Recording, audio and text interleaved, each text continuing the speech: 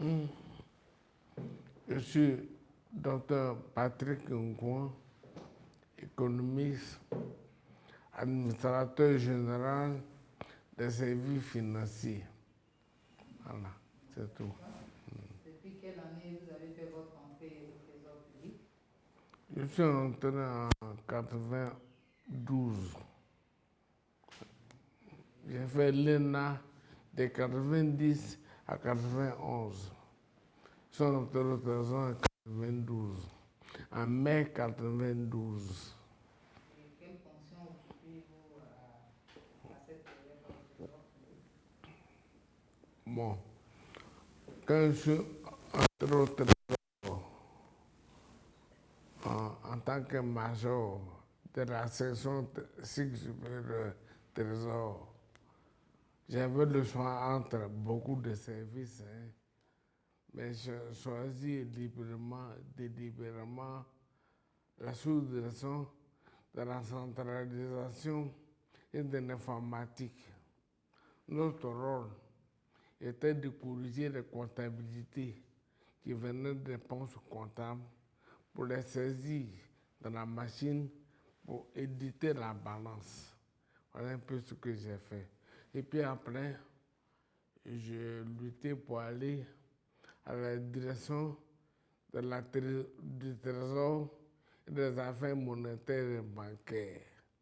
Là-bas, j'ai fait plusieurs années là-bas avant d'être nommé DAF au ministère de l'Enseignement supérieur et de la Recherche scientifique pendant un an et demi.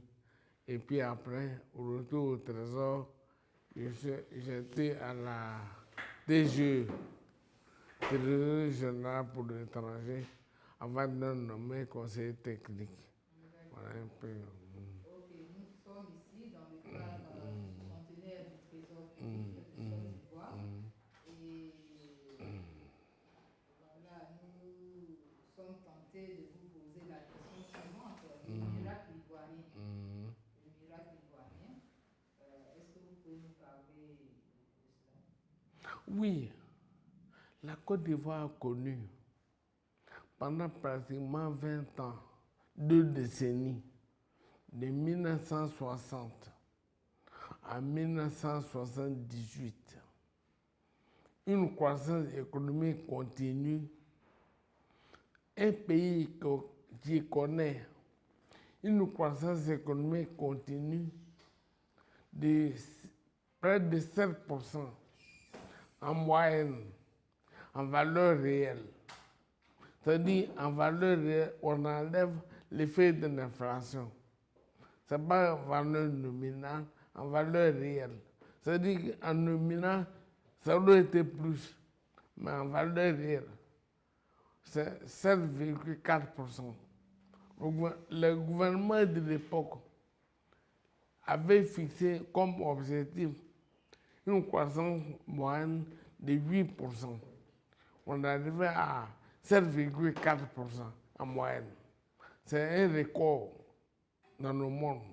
Ça fait partie des records dans le monde. C'est pourquoi on appelle ça un miracle ivoirien. Qu'est-ce qui a participé à ce miracle ivoirien? Ce miracle ivoirien a été occasionné conduit et réalisé grâce à l'intervention massive de l'État de Côte d'Ivoire dans la conduite de la politique économique en matière de fonctionnement et d'investissement. L'État intervenait notamment par le trésor public au niveau de tous les dépenses de fonctionnement. Au niveau des dépenses d'investissement, l'État, le Trésor participait à 3 niveaux.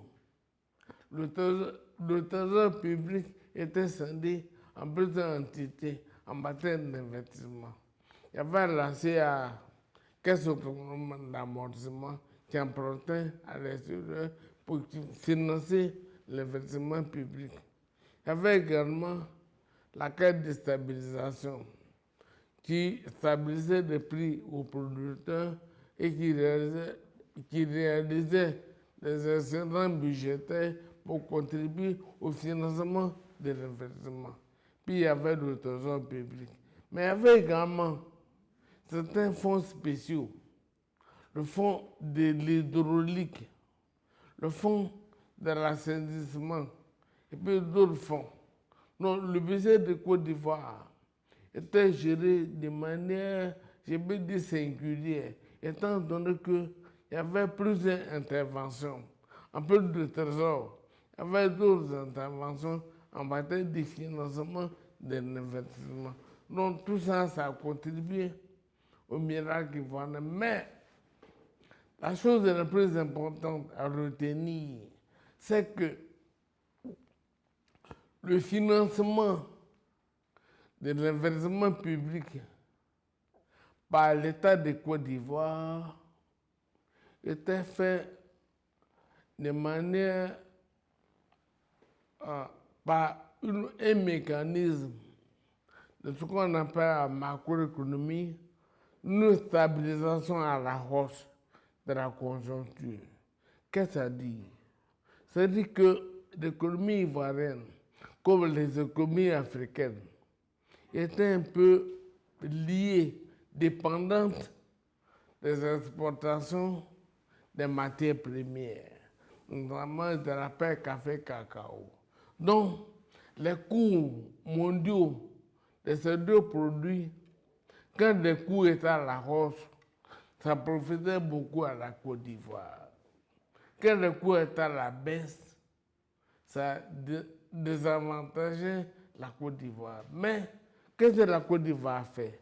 Contrairement au Cameroun, la Côte d'Ivoire avait mené une politique procyclique en période de vaste grâce, quand les coûts étaient à la hausse, il y avait beaucoup de recettes budgétaires qui entraient. On profitait pour financer beaucoup de programmes d'investissement pour assurer la croissance économique. En période de vaches maigres, quand les coûts étaient à la baisse, on devait s'aligner, mener une politique procyclique, c'est-à-dire diminuer les dépenses de l'État. Ce n'était pas le cas.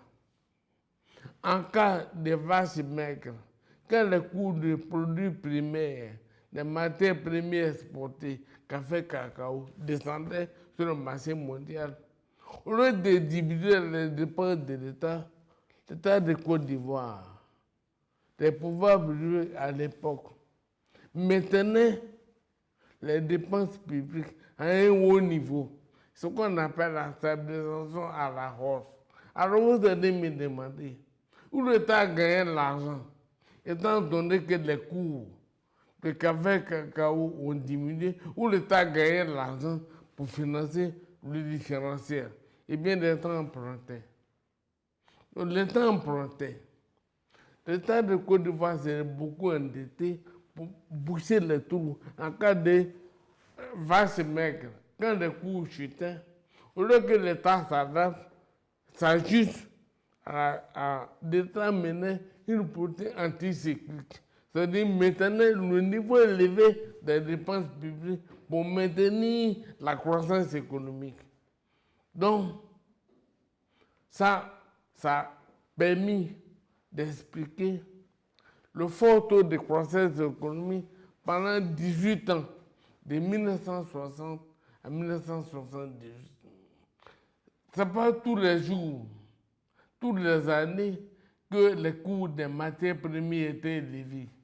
Il y a eu des années, par exemple, de 72 à 74. Les coûts ont chuté, mais l'État continue à maintenir haut le financement de l'investissement. Ça a permis d'assurer toujours la croissance économique. Donc voilà un peu ce que l'État faisait. L'État menait une politique procyclique en cas de hausse des coûts des matières premières et menait une politique anticyclique en cas de baisse des coûts des matières premières. Tout ça pour maintenir à la hausse la stabilisation de la conjoncture et financer toujours l'investissement, parfois un taux de croissance élevé. Donc, si nous pouvons résumer, cette période a été marquée par une stabilité politique, budgétaire expansionniste, une forte centralisation de la trésorerie. Voilà. Et une forte intervention de l'État dans l'économie, étant donné que le secteur privé était débutant, je vais dire, n'a pas assez de ressources pour financer le développement. Donc l'État était obligé de tout faire, des infrastructures économiques et sociales, l'administration, le financement du développement. L'État était le moteur de la croissance économique. Voilà. Ok. Donc, de 1963 à 1979, la Côte d'Ivoire a connu ce qu'on appelle le miracle ivoirien. Mais dans la période de 1980 à 2000, il y a eu, ont été marqués par la chute des matières premières, une crise de la dette et des programmes d'ajustement structurel inspirés par le FMI et la Banque mondiale. Comment peut-on expliquer un pays qui, je vais dire, connaît un miracle, et puis au bout d'une décennie, ce pays, je vais dire, bascule dans le déficit, dans la crise. Au point où le pays est contraint, je vais dire, les ressources de l'État sont dévaluées. Voilà, le franc CFA est dévalué. Pouvez-vous nous expliquer ce qui a causé cette chute-là? Merci beaucoup de la question. Tout à l'heure, j'ai expliqué que l'État était en avant-garde, était le moteur, était le pionnier de la croissance économique par ses interventions massives dans l'économie. J'ai dit également que l'État faisait une stabilisation à la hausse de la conjoncture. En cas de les années de vaches maigres, au lieu que l'État diminue ses dépenses, l'État mettait toujours à la hausse ses dépenses. Ça, nous l'avons compris. Voilà. Maintenant, ça déconvient. L'avantage, c'est le miracle, la croissance continue pendant 18 ans, 60, 78. L'inconvénient, c'est que l'État s'est beaucoup endetté. L'État s'est endetté. Donc, de 1978 à 1981, il y a eu 3 concours de circonstances malheureuses pour la Côte d'Ivoire et pour beaucoup de pays africains. Première conséquence malheureuse, c'est la chute des cours de café-cacao. Par exemple, dans la seule année 78, en moins de 12 mois, le cours de café a été divisé par 3, a chuté de manière brutale. Le cours du cacao a été divisé par 3 dans la seule année 78. Sans compter pour le cacao. Deuxièmement, la plupart des emprunts contractés pendant 15 ans, pendant 18 ans, est arrivé à échéance. Il fallait rembourser. Or, les ressources sur lesquelles comptait la Côte d'Ivoire pour rembourser avaient diminué, étant donné que le cours du café-cacao avait chuté. Troisièmement, il y a eu une crise pétrolière en 1979. Or, la plupart, la Côte d'Ivoire à l'époque n'était pas productrice de pétrole. Donc, les importations ont augmenté par rapport aux exportations. La balance commerciale, la balance des paiements était déficitaire. Mais quatrièmement, la chose la plus importante, ce que je vais dire maintenant, le cours du dollar, à l'époque, il n'y avait pas l'euro. Et toutes les dettes, tous les emprunts des pays pauvres étaient remboursés en dollars. Or, le cours du dollar avait augmenté. La Côte d'Ivoire, la dette de la Côte d'Ivoire a été multipliée par plusieurs, étant donné que la dette était indexée sur le dollar. Donc, si le dollar monte, la dette monte. Le coût de remboursement, le service de la dette flambe avec le coût du dollar. Donc, vous voyez, 4 événements, 4 circonstances, 4 concours de circonstances qui ont été malheureuses pour la Côte d'Ivoire. Excusez-moi, en tant qu'économiste, que pensez-vous du fait qu'un pays qui a connu un miracle ivoirien, un miracle en tant que tel, peut-il, je veux dire, s'endetter pour pouvoir faire face à des crises alors que, bon, en fait, nous, le commun des mortels n'arrive pas à comprendre, je veux dire, la politique. En tant qu'économiste, que pensez-vous de Ce que j'ai expliqué, quand on mène une politique conjoncturelle, elle peut être procyclique ou anticyclique. Procyclique, quand les coûts des matières premières montent, augmentent, c'est normal que l'État fasse beaucoup de dépenses publiques.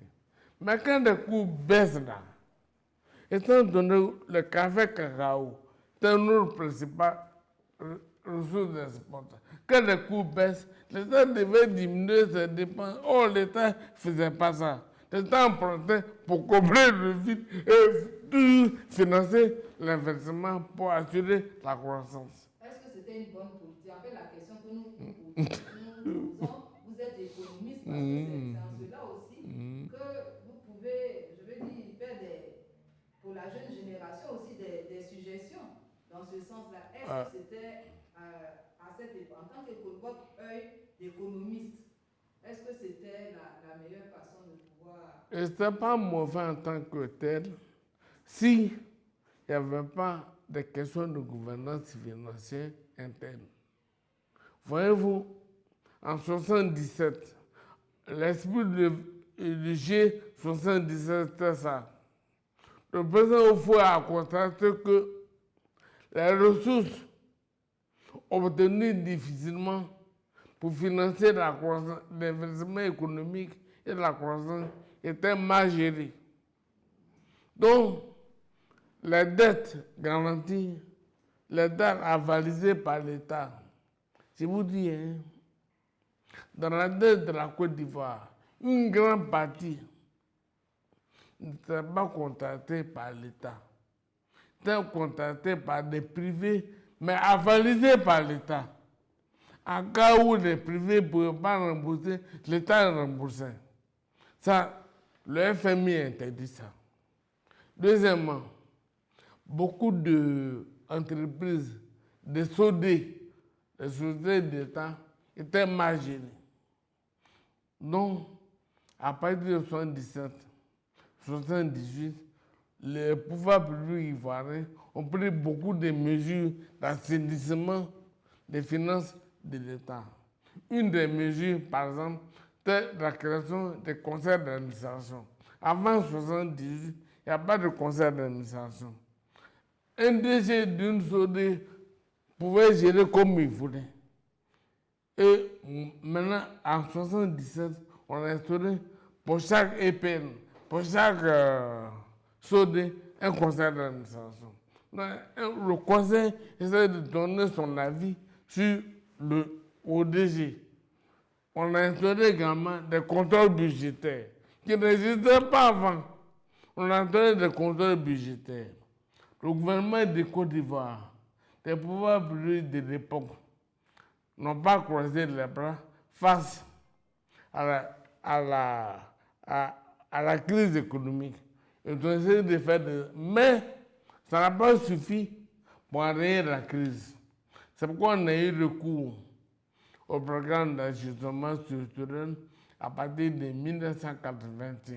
Ça veut dire que le gouvernement ivoirien, l'État de Côte d'Ivoire, a pris des mesures pour arrêter la crise. Mais ces mesures n'ont pas suffi pour arrêter la crise.